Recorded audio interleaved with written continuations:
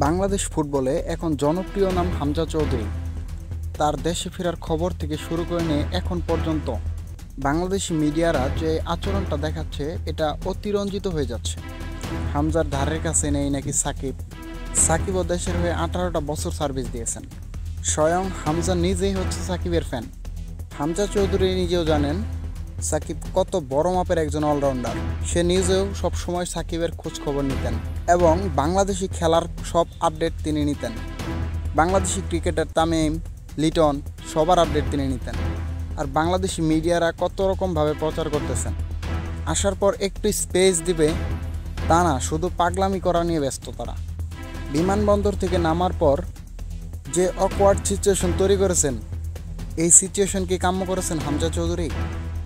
আর ভারতের বিপক্ষে ম্যাচ নিয়ে সাধারণভাবে একটা উত্তর দিয়েছেন যে হ্যাঁ, আমরা ভারতের সাথে জিতব। সেই একটা কথারে মিডিয়া কত রকমভাবে প্রচার করতেছেন।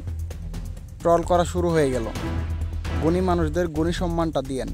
অতিরঞ্জিত হওয়া কোনোভাবেই উচিত না। আমাদের সবারই প্রত্যাশা বাংলাদেশের ফুটবল হামজার হাত ধরে এগিয়ে যাবে।